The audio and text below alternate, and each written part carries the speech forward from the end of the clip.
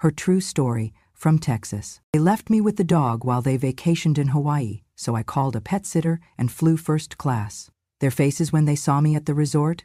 Priceless. They booked paradise. I booked the suite next door. "Mom, you don't need to come," my daughter spat, her voice sharp as Texas sunshine. "Just look after the dog and tidy up the place." Her laughter rustled like tumbleweeds across the room. My son flicked his nail as though sweeping dust from a counter. "Yeah, your absence is more useful than your presence right now," he added, his tone cold and dismissive.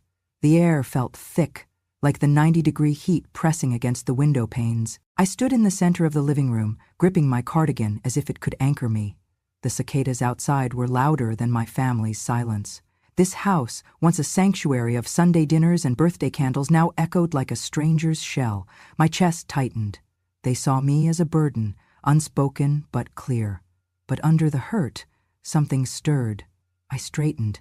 "I have been your mother," I said, voice shaky but rising. Years of care collapsed in that moment, unrecognized. My son looked away. My daughter smirked. But I had already begun the quietest revolution, reclaiming my worth. I felt my spine lengthen. If this was the conversation they wanted, I would give them the last line. "I understand," I said, pausing while they let the words settle like stones in the dust. "I understand. You don't want me here. You think my presence is a burden." I didn't ask if they were sure. I knew the answer. All right then. I walked past them, past their smug faces as the afternoon light glinted through the lace curtains. I stepped into the kitchen and poured a glass of water, icy cold against my palms. A shock that reminded me I was still alive. When I returned to the living room, I left the glass on the coffee table between their dusty clothes and an old remote. "The dog doesn't need me either," I said softly, voice quiet but firm. "He has someone to stay with him while I'm gone." They blinked. They said nothing. I took a slow breath. The anger had not left, but now it fueled something stronger. Resolve. I would not go without purpose. I would leave of my own design. I turned to them, suitcases resting by the staircase. "I'm leaving," I said. "I will stay somewhere nice, somewhere I'm welcome. You will be fine without me." I felt my heart pounding with determination, my words measured like diplomatic notes. My daughter's lip curled. "Go ahead," she said. "I'll show you the way to the car." Her tone dripped with contempt. I walked past her, collected my suitcase, and picked up the leash beside the door. My hands closed over it, not to take the dog out for a walk, but to remind myself I was not afraid. I would go. I would stand alone, or better yet, stand beside those who saw me as more than a chore. The front door closed behind me with a deliberate click. The heat of Texas wafted around me as I stepped onto the porch. I paused for a moment, breathing deeply. The cicadas were still buzzing. The porch swing hung empty, creaking softly. I stepped down the porch steps, the wooden planks rough under my feet. I felt tears prick at my eyes, not of sadness, but of release. I had given years of myself freely, silently. I had done my duty. Now, perhaps, it was time for something different. I walked to the car parked in the driveway, its paint faded from years of sun exposure. I unlocked the door, slid inside, and closed my eyes for a moment. I replayed the voices from inside, the dismissal, the laughter, as though it meant something more before. Now they were merely words left behind in the dust. I started the engine. The radio came alive with soft country music that felt warm and kind. I eased the car into gear and drove away. Each mile took me farther from the house that once felt like a sanctuary. With every mile, I felt lighter, steadier. The echo of their disdain no longer bound me. A quiet pride began to bloom. I decided then that I would not go quietly. I would not hide. I would hold my head high, and eventually I would let them see that life lived with grace and dignity could strike them silent. If they thought I would fade into the background, they had underestimated me. My fingers tightened on the steering wheel. I had no itinerary, only purpose. I would not let their words define me. This was my moment, not theirs. And I planned to make it unmistakable, without malice, without apology, but with undeniable presence. As I pulled away, the house shrank behind me, but I did not look back. The storms inside had broken. The horizon ahead felt vast, uncharted, and full of possibility. I pressed my foot on the gas and let the road carry me forward. When the door clicked shut behind me, I did not sink into sadness. Instead, I reached for my phone with steady hands and dialed the local pet sitting service. My voice was calm but firm. "Hello, I need someone to care for 2 golden retrievers and my house while I'm away. Dates are next week through Monday. Please keep it confidential. No need to text or call me during that time unless it's an emergency." The woman on the other end responded briskly with availability, and I confirmed the reservation. I felt a small sense of triumph. I had arranged for my dogs to be cared for, my loyal companions, without involving them, without inviting interference. Once I hung up, I moved to my laptop and opened my frequent flyer account. I searched flights to Maui, insisting on first-class tickets. I tabulated the dates to match their Hawaii vacation. I imagined the soft recline of the seat, the green tea-scented lounge in the terminal, the polite flight attendant greeting me by name. I clicked through options until I found a flight that aligned perfectly. My heart fluttered at the thought. I clicked Book Now, confirmed billing, and watched the boarding passes email to me seconds later. I brushed away a nervous tear, telling myself, "You are worth this."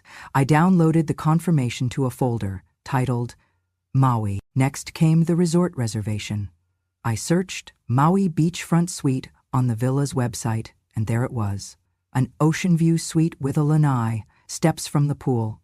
I held back at the price. It was more than I usually spent. I checked my savings. Yes, I could afford it, just enough. I clicked Reserve, filling in my information, selecting Leave keys with front desk, wanting no signature of cooperation, no lines of communication with them. The confirmation landed in my inbox. I stared at it, the words "Suite confirmed" glowing across the screen. My pulse raced. I was stepping into new territory. I closed my laptop and sat in silence. A breeze drifted through the open window, stirring the curtains. I pictured waking up to the sound of waves, the scent of plumeria drifting through the suite. Waves, not their voices. I moved into the dining room and set out a small pile of clothes for the trip. A linen dress, sandals, a cardigan for the plane. I tucked in a good novel, a silk scarf, my favorite reading glasses, some special lotions I'd kept for days like this. I chose jewelry, a pearl necklace my late husband gave me to wear on the flight, for no reason except it made me smile. I paused where the keys hung on the entryway rack. I left them, turning instead to the pet sitter's copy of the house key I had just received. I snapped a photo of it with my phone and deleted the picture, so all I had was presence, not proof. Enough to open the door in their minds. I was coming back, stronger, dignified, but not here to meet their terms. That night, I sat on the porch swing with my dogs at my feet, dogs blissfully unaware they were about to vacation without their mother. I stroked their golden heads and whispered, "You'll be spoiled while I'm gone. Then we'll take an adventure together someday." I felt exhilaration blooming in my chest. Sleep came fitfully. I dreamt of tropical flowers and palm leaves brushing my skin. My alarm sounded at dawn. Without hesitation, I tucked my phone and passport into my purse and left the house, locking the door quietly behind me. I kept glancing back, not out of fear, but to steady my resolve. I had arranged everything in secret. They would not know until I was landing. At the airport, I breezed through check-in and security, seated in the lounge sipping green tea. A man behind the counter smiled as he slid my boarding pass across. "Enjoy Maui, Mrs. Harris." My heart swelled. For once, someone saw me as more than just a caretaker or a burden.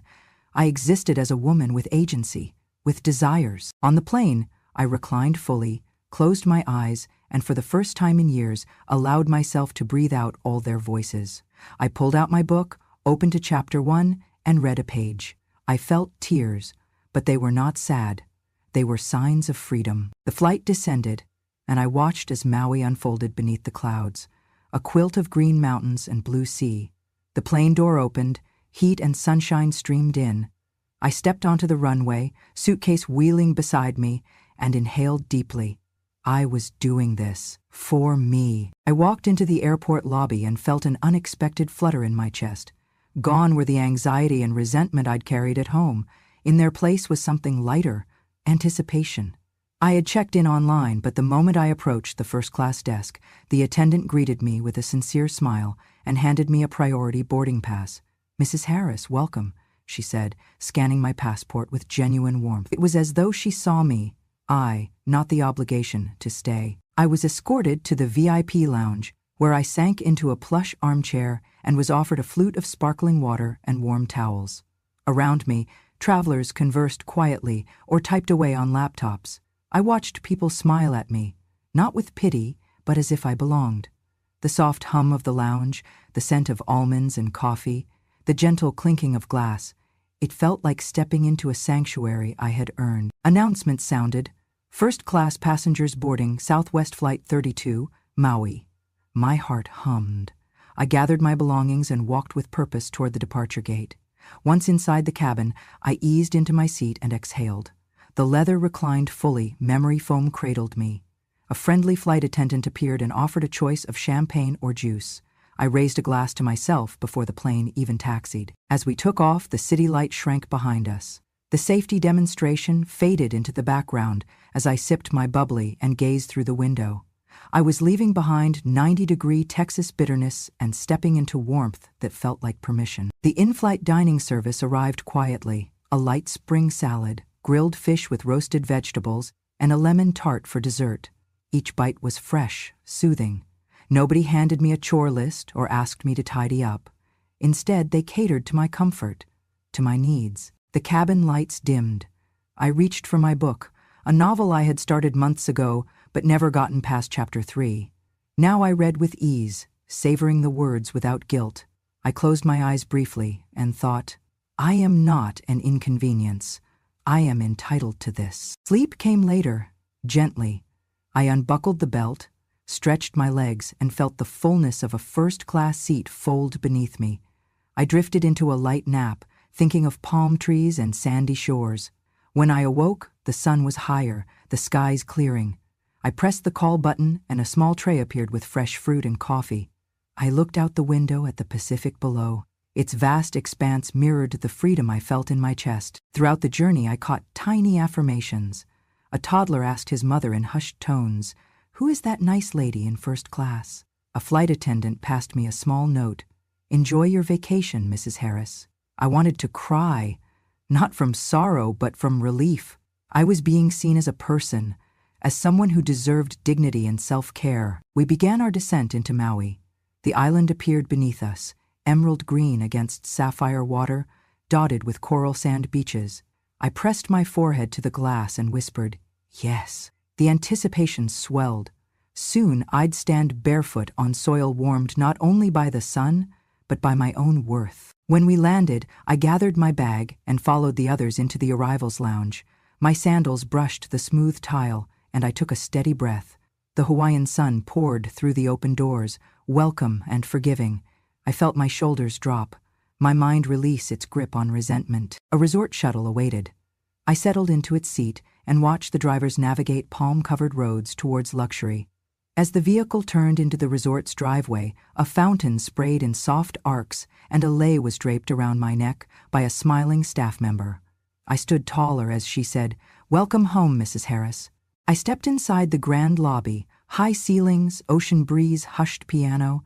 No one here cared that I had once been dismissed. Here, they treated me as a guest, a person worthy of their utmost care.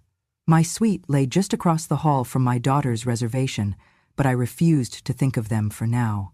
This was my arrival. In my room, a welcome basket of fruit and flowers waited. I set them on a glass table, inhaled their sweetness, and unzipped my suitcase. I changed into a crisp sundress, feeling the fabric brush fresh against my skin. I walked slowly to the lanai, overlooking the pool and the sea beyond. The surf crashed in distant rhythm. It felt like applause. I sank into a chaise lounge, the breeze lifting my hair. I closed my eyes and whispered to myself, "I'm worth this. I've earned this." The words felt foreign, yet right. I reached for my phone and texted my son, "Made it. I'm relaxing." I didn't add anything more, no need for justification. As I stretched out in the sun, I noticed something miraculous. I was calm. Not numb, not stressed. Peace had returned in gentle waves. I had resisted being mediated by their terms. Instead, I chose to stand by my worth. Here, in Maui, I reclaimed my dignity, and I would let them see that, without so much as a wave. I pushed through the double doors of the Maui resort and was immediately embraced by sunlight filtering through towering palms. Golden light danced on the tiled floor, warming my skin even before I felt the tropical breeze. The scent of frangipani and hibiscus drifted around me, as if the entire resort was smiling in welcome. I walked slowly, savoring each step, the soft echo of my sandals on the marble, the gentle hush of unfamiliar voices mingling with the distant rush of surf. A resort attendant approached me, eyes kind and professional. She spoke my name as though it mattered. "Mrs. Harris, welcome back," and a folded custom itinerary was placed in my hand. I nodded, tongue loosening, responding with a soft mahalo. I didn't hesitate as she led me to the elevator, sliding her hand gracefully across the polished panel until the dial chimed. When the doors opened on my floor, a bellman stepped forward and wheeled my suitcase with care, as though I were a guest of honor, and, for once, I was. The hallway to my suite smelled faintly of coconut and ocean breeze, and the patterned rugs felt soft underfoot. Small details caught my eye. Orchid garlands floating in glass bowls, artful carvings of sea turtles inlaid on the doors, the happy laugh of children drifting from the common area. As I approached the suite door, my heart fluttered, a mix of emotions I had left behind in Texas: doubt, fear, erasure. Here in Maui, those things were evaporating in the heat, replaced by something infinitely more powerful: belonging. The bellman stepped aside as I inserted the key card. The door clicked open, and I stood for a moment on the threshold, breath catching as the full scene revealed itself. The suite unfolded like a painting bathed in light: wide-planked teak floors, a living area with creamy sofas, and beyond that a glass wall opening onto a lanai with unobstructed views of the turquoise ocean. The scent here was different too: brine mixed with sandalwood, warm linens with a hint of paradise. A small pillow awaited on the chaise, embroidered with my initials in gold thread. A chilled bottle of sparkling water lay in a tray with 2 glasses. I closed the door behind me and let the moment breathe. No one waiting with criticism, no chores assigned, no demands. Just me, the space, the horizon beckoning. I set down my suitcase and padded barefoot across the floor. The gentle crash of waves grew louder, more intimate, as I stepped onto the lanai. A family swam in the infinity pool below, laughter drifting upward like joyful ribbons. The pool's edge blended seamlessly with the sea beyond, as though they shared the same endless horizon. I inhaled deeply and felt my sternum release in gratitude. A resort attendant passed and called my name. "Mrs. Harris, cocktails on your way down to the lounge," and I realized they remembered me. My pulse ticked warmly. She noted the room number closest to the family suite, just across from them, exactly where I had reserved. We smiled politely, and I nodded. "Yes, please." I sipped the cool water and let my gaze drift. There, across the pool, on the resort's soft lawn, were the silhouettes of my daughter and son. They lounged on chairs arranged like 2 exhausted vacationers, not expecting to see me. A moment unfurled slowly. My daughter straightened and looked over, her mouth froze mid-word. My son sat up, grips tightening around the towel beneath him. The cogs of confusion turned behind their eyes. Now came the moment I had earned. I closed my eyes and tilted my face into the sun's warmth. My spine lengthened comfortably. I carried no resentment, only resolve. Others might mistake my ease for pride. I didn't mind. I walked back inside and found the cheese with their name on the back, a tasteful welcome placard. I sat down and ran a hand over the embroidery. A server appeared, offering a menu for light evening beverages. I ordered a Mai Tai, the sugar and rum and citrus mingling perfectly. The glass arrived, complete with orchid garnish and sweet condensation. Glass in hand, I stepped back onto the lanai. The breeze picked up, gentle, reassuring. I raised the glass subtly, just high enough for them to see. They looked. Their faces, first confusion, then a flush of surprise, then the distinct sheen of embarrassment, filled the distance between us. I smiled. No wide grin, just a soft corner of lips. It was a greeting, a reminder, and a message all in one. I am here. I belong. They lowered their eyes, My daughter wrapped a shawl around her shoulders, as though she might have to confess something.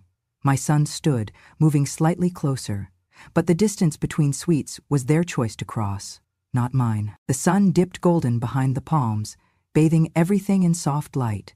I leaned back, watching the waves at the horizon with calm determination. I didn't need applause.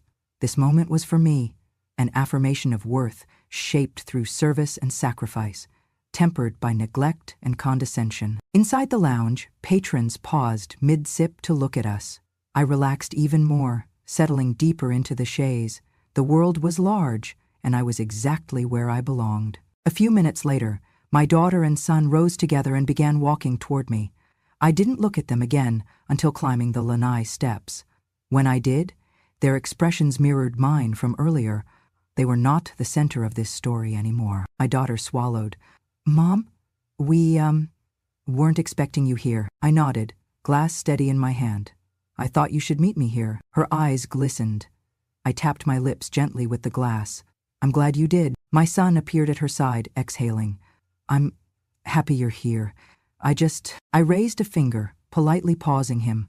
"I deserve this. A chance to be seen as more than a caretaker." I set the glass down on a low table. "We can enjoy dinner later if you like, if I'm welcome." They nodded. No words came, but their presence, halting, sincere, said enough. Later, as I stepped inside my suite, I took a final look back over my shoulder at their retreating figures. The sun had slipped beneath the horizon, leaving sky blushing in lavender and peach. I walked back into the suite, closing the door softly. I set my Mai Tai on the counter and exhaled, a long, steady breath. In that radiant stillness, I affirmed. I had taken my place, no permission asked, no apology offered, just belonging earned. And this was just the beginning. I had just settled onto the poolside chaise with my Mai Tai in hand when I spotted them. My daughter and her husband, caught between the umbrella-dappled shade and the shimmering blue of the pool, were reclining in lounge chairs, towels draped across their shoulders. The afternoon sun warmed their backs, a lazy glow that spoke of indulgence. I raised my glass and let my eyes track their direction, curiosity steady behind the calm. They noticed me at the same moment I smiled, a small, controlled curve of my lips. Instantly, they sat upright, startled, as though the air around them changed in an instant. My daughter's sunglasses slipped down her nose, her husband's mouth hung open, his eyes wide. Their world tilted. Time slowed. My daughter's jaw dropped, her cheeks drained of color. I could almost see the wheels spin behind her eyes, confusion, embarrassment, disbelief. My son-in-law set down his drink so abruptly it rattled against the table. They looked at each other, half speaking through shared shock. I rose gracefully, glass in hand, and stepped toward them. The resort hummed with guests and servers, but all I felt was their gaze, sharp, curious, uneasy. I remained composed, letting the gentle sound of pool water and distant laughter form a backdrop to two hearts that had just noticed I belonged here. Once close enough, I offered my glass in small, deliberate gesture. "Lovely afternoon, isn't it? Can I join you?" My voice was soft as ocean spray, but carried authority. My daughter closed her mouth slowly. She pressed her lips together and nodded slightly. Her husband cleared his throat. Neither moved to offer a chair or say the words, even though they knew it was possible. This was their moment. They had appointed themselves hosts, but I was already the guest of honor. I lowered myself onto a vacant chaise beside them. A server swept in, nodding to me by name as though my presence was expected. Normal? He set a fresh cocktail beside me and winked discreetly at their table, a silent acknowledgement that I belonged here just as much as anyone else. My daughter straightened a bit. I tilted my head, meeting her gaze without accusation, only quiet strength. "I didn't come here to make a scene," I said, voice calm. "I came here for rest, a chance to stand beside you, not behind you, not beneath you." I took a small sip of the drink and let the tropical aromas slide down my throat. I felt anchored in comfort. They looked at each other again. My daughter took off her sunglasses and tucked a strand of hair behind her ear. Her husband ran a hand through his hair, voice cracking on the quietest apology. "Mom," I raised a hand, smiling. "Please," I said, "let me finish." I gently set the glass back on the side table and relaxed my shoulders. I didn't ask for permission or explanation. I simply reserved the room. I paused to let it settle. The world around us continued, chatter, soft music, other guests drifting by. But for them, everything stopped. My daughter's eyes fluttered with uncertainty. But you flew first class? I took a mock surprised breath. Yes, I chuckled quietly. And the trip was restful, worth every dollar. I let the words sink in. Restful, worth every. You know, looking after dogs and cleaning house is lovely, but so is breathing sea air in peace. Their faces softened, tension morphing into something unfamiliar. Remorse. My daughter reached out, but her husband gently held her arm back. He shook his head once in apology. I looked out at the horizon, waves glittering in the late afternoon sun. I did not need them to say more. They had seen me sit in room comfort, sip cocktails, be welcomed by staff and strangers alike. It was a public affirmation of what private words seldom acknowledged. I deserved dignity. From their stunned faces, I understood their realization. They had underestimated me. A group of guests paused nearby, whispering. I sensed their fascination. They were drawn to the atmosphere, the moment, the unexpected presence of a dignified woman who interrupted the script. I leaned back in the chair, the breeze teasing the hem of my dress. I turned back to my family. Don't worry, I said gently, taking another slow sip. You're still on vacation. Enjoy it. My daughter's eyes flickered with tears, and she blinked them away. Her husband offered a small nod, as though promising they would talk later. I smiled and lifted my glass in a quiet toast. To new perspectives, I said softly. And to peace. They remained still. The sun dropped lower, the pool lights brightened, and the resort began to hum a different tune, a melody of acceptance. Slowly, my daughter reached out. She didn't touch me, but she signaled welcome. Her husband exhaled. A small truce formed in that graceful pause. In that moment, I understood the power of stillness, of presence, of quiet reclamation. I finished the cocktail, set the glass down, and rose once more. I kissed the top of my daughter's head and looked at my son-in-law. I'll see you at dinner, they nodded. I stepped away, the soft click of my sandals on stone echoing calm. I walked back to my suite across from theirs, each step resonant with certainty. I belong. This is my space too. Dinner would come later, but I had already won, not by argument, but by existing on my own terms. Under the wide Maui sky, I was home. The poolside sun had softened into late afternoon when their hesitation finally spread like a slow tide. My daughter and son-in-law lingered close enough to be part of the moment, yet distant enough to signal unease. I sipped my second Mai Tai, watching as curiosity warred with guilt on their faces. Your dogs are well cared for, I began, voice even, calm, careful. My tone carried no triumph, just matter-of-fact clarity. I arranged everything, and I needed a direct opposite of where you thought I belonged. I paused, letting that land. They stared, not speaking. My daughter swallowed, her knuckles whitening as she grasped the arm of her chair. We didn't mean to. It's okay, I told her, softening my voice. But please, if I must correct something, understand this. I am not your housekeeper. I am not your caretaker. I'm not here to be overseen. Their eyes flicked around, catching the gazes of other guests. The server, discreetly observant, passed by with trays but left us space. My presence was unremarkable to him, unremarkable to them, but undeniable. I leaned forward just enough that my voice carried under the rustle of palms. I am your mother. I deserve to be treated as a guest in a place I chose. I examined their posture, stiff, contrite, unsure how to reconcile their guilt with the elegance of my composure. My son-in-law cleared his throat, eyes dropping. You're right, Mom. We weren't thinking. I looked at him kindly. I know life gets busy, but it shouldn't silence respect. My gaze moved to my daughter. History doesn't vanish because the ocean distracts you. She nodded, tears threatening to spill. I'm sorry. It's okay, I echoed. My voice didn't hold judgment, just firm space. Let's not allow this ruin our time together. I lifted my glass. You're on vacation, so am I. I took a deliberate sip. Silence enfolded us. Awkward, true. A family vacation in paradise had become a negotiation of dignity. They looked at me as though they had been shaken awake, confronting a reality they'd ignored for too long. My daughter cleared her throat. "Would you like to join us for dinner tonight? The buffet.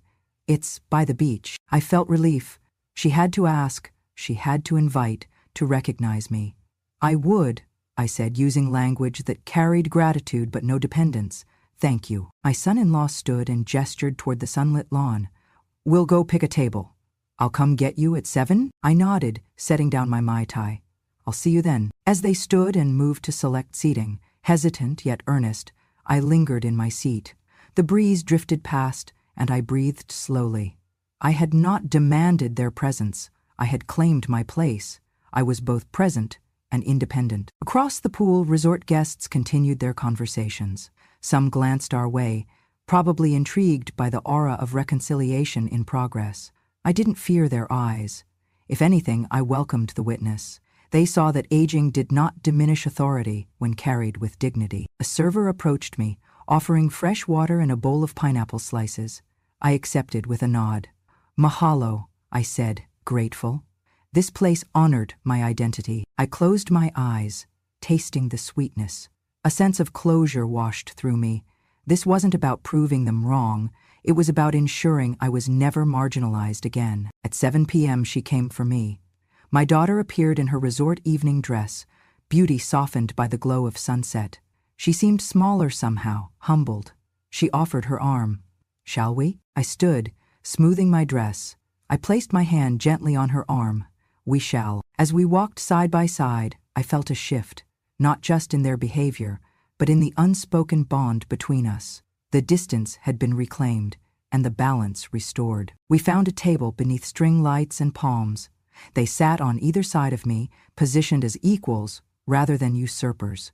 We watched the waves shimmer, a cosmic mirror to the reconciliation we were beginning to rebuild. No speeches were needed. The evening's menu, the ocean breeze, our easy laughter, all spoke of respect reclaimed. I looked over, seeing a mother and daughter who had learned something, and a husband who recognized his place. For the first time in a long time, I didn't feel like a shadow in their lives.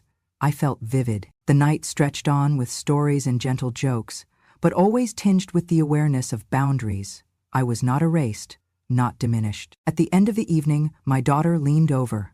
"I love you," she whispered. I took her hand across the table. "I love you too." I smiled quietly. It wasn't triumph.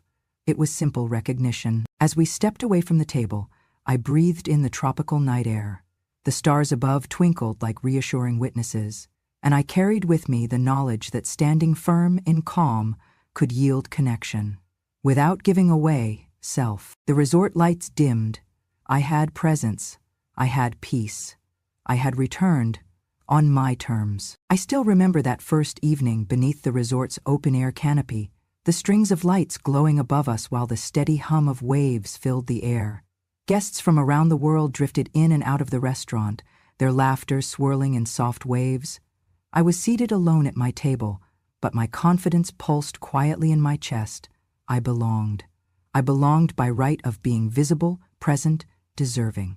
Later that evening, I stepped away and wandered toward the water's edge. The sand felt cool beneath my feet, and the surf's gentle rhythm sang a lullaby to my soul. I closed my eyes and reflected on how easily I'd left behind offense and silent disapproval, choosing moonlight instead. The world had shifted, one bold decision at a time, until I was finally free. In the days that followed, I honored myself like the guest I truly was. Every morning before dawn, I walked to the seaside spa. Staff greeted me by name, and each rustle of palm fronds felt like affirmation. I sank onto a heated stone massage table, feeling tension melt, not just physical muscles, but deep within, affirming my worth. Afterward, I attended sunrise yoga on the lawn. The instructor guided us as pink and gold broke across the horizon, each pose rooted in the pulse of the ocean beneath me, each breath restoring self-respect. Around me, travelers of all ages moved in gentle unity. I was no longer invisible. I was part of something larger. Breakfast became my ritual of connection. I sat at a long communal table, sharing croissants and stories with travelers from France, Japan, Australia. A woman from Vancouver told me I radiated calm. A businessman from Seattle said he saw strength in my eyes. It felt unexpectedly wonderful to be admired for simply being present, not useful, that I was real, that I mattered. Some afternoons I strolled along the private beach, collecting shells and painting tiny watercolor postcards. I mailed them, not to my family but to friends who asked how I was healing. I sent one to my daughter with a single handwritten line: "Thank you for giving me space to be me." One evening, I attended a resort talk with local artists and authors. I listened to a poet recite verses about resilience. I recognized parts of my own journey in her words.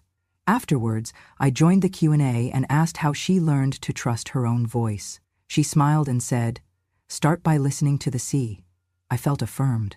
I had begun listening to the water, to the palm breeze, to my own heartbeat. I noticed my body had changed too. I glowed. My skin looked healthier, cheeks a soft pink. I realized I was sleeping deeply and waking before dawn, not because I had to, but because I wanted to. My feet no longer carried the weight of guilt. I walked with grace, confidence echoing in each step. One afternoon, I wore a sundress I had brought from home. Today it felt beautiful, not sensible or hidden. A resort attendant complimented it, calling the color radiant under the sun. She handed me a flower and tucked it behind my ear. I felt seen. Money matters were simple. I had paid for first-class travel, a week in a suite, spa visits, meals, without relying on anyone. That felt liberating. I spoke with a consultant at the spa about a yoga retreat sponsor. I banked flight points for future travel. I felt alive in my financial choices. It mattered. One evening, I drafted a short email to my daughter. "I feel strong here. Thank you for giving me the space to rediscover joy. Enjoy Maui. Love, Mom." I hit send and felt peaceful. No expectation for a reply. This was my grown-up freedom. Not belonging to them, but choosing to belong to myself. On my last night, I attended a beach bonfire hosted by the resort. Music drifted under the stars. People danced barefoot in the sand. I watched couples sway, families laugh, around tables of grilled fish and roasted marshmallows, strangers forging gentle friendships. A staff member handed me a toasted marshmallow. I tasted the sweet caramelization, closed my eyes, and felt memory and healing mingle. I realized I no longer needed an audience to be whole. My presence was enough. As the bonfire crackled, I reflected on the journey. Just days ago, I was told I was expendable. Now, warm lights surrounded me, and my laughter rose among them. Light, free, unapologetic. I had reclaimed something more precious than attention: my dignity, my choices, my peace. Barefoot on the warm sand, I felt whole beneath a sky I once only glimpsed through windows. The ocean did not ask me to be small. The stars did not need me quiet. I belonged, visible, unbroken, loved. I raised my glass to the gold-dipped horizon, champagne catching the last light. Palm fronds swayed, the sea hummed, and I closed my eyes to the breeze, welcoming it like an old friend. For once, I was enough. Behind me, quiet murmurs grew. I turned and saw them, my daughter and son-in-law, just beyond the pool's edge. They hesitated. They watched. I lifted my hands slowly in greeting. Not to forgive, not to invite, just to be. Their eyes followed me as I walked to the water, lifted my glass again, and toasted the dusk. We did not speak. We did not need to. I was already home, and I would never shrink again. My daughter spoke first, voice barely above a whisper. "Mom, I held up my champagne gently. "Enjoy your weekend," I said, my tone even, hopeful but not pleading. "I hope the waves sing for you, like they have for me." I paused, letting the words land.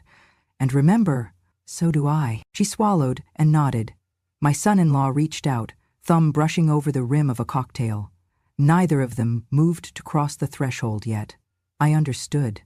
They needed their moment. I had taken mine. I walked back to my suite's lanai, the golden light dancing across the glass door. The soft click as I closed it behind me sounded like permission given to myself. This is where I stand. My suite, my peace, my choice. Inside, the living area glowed.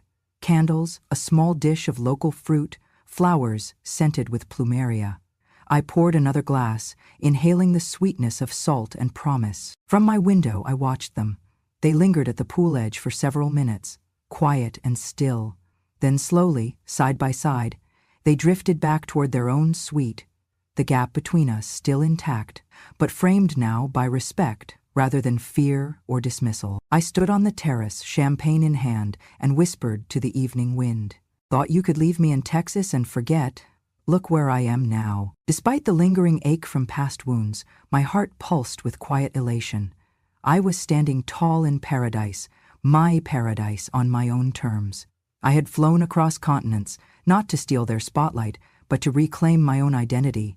I had stood confidently inside a luxury I had earned through years of love, care, and silent perseverance. No need for dramatic confrontations or tears. I chose calm dignity. That alone made it unforgettable. The palm trees rustled softly, as though applauding. I lifted my glass to myself, to compassion, to self-worth. Night deepened. Lanterns lit the pathway. Stars blinked into existence overhead. I sipped, savoring balance between sweetness and breeze. I felt serene, luminous, free. Later, I stepped into the hallway leading to my suite. I saw their door across from mine. We were neighbors now, 2 suites, different stories. I reached in my pocket and pressed the doorbell of their room once. So they opened the door. My daughter's eyes flickered, his too. We stood there for a heartbeat. No awkwardness, only understanding. I smiled. Good night. Simple. Enough. They said good night, voices small. I walked back into my sanctuary. Ocean sounds drifting through the sliding door. Soft carpet under my feet, lanterns glowing warm. I set the champagne flute on the table and sank onto the chaise, legs stretching toward the sea. I closed my eyes, and the memory of this evening wove into my soul. No need to shout or to apologize. My quiet confidence said it all. Between the golden light and emerald sea, I fell into a deep, full smile. I whispered softly to the night, I deserved this. And with that, I turned off the lights and let the ocean cradle me. If you've ever been left behind, underestimated, or told your place was in someone else's shadow, then you know the silence I walked through before I ever touched the shore of my own life. But here's what I've learned. Dignity is not something they give you. It's something you remember you always had. When they flew off to paradise thinking I'd stay behind and sweep up after their dog, I chose something different. I booked the suite next door. I smiled when they saw me, and I sipped my cocktail with grace, because justice doesn't always shout, it sometimes just lounges by the pool, in linen. So if my story stirred something in you, if you've ever wanted to rewrite your role in a world that took you for granted, then I invite you to stay with me. Subscribe to Grandma True Stories, where the quietest woman in the room finally speaks, and every story is a reminder that wisdom doesn't age, and revenge, well, it just gets wiser.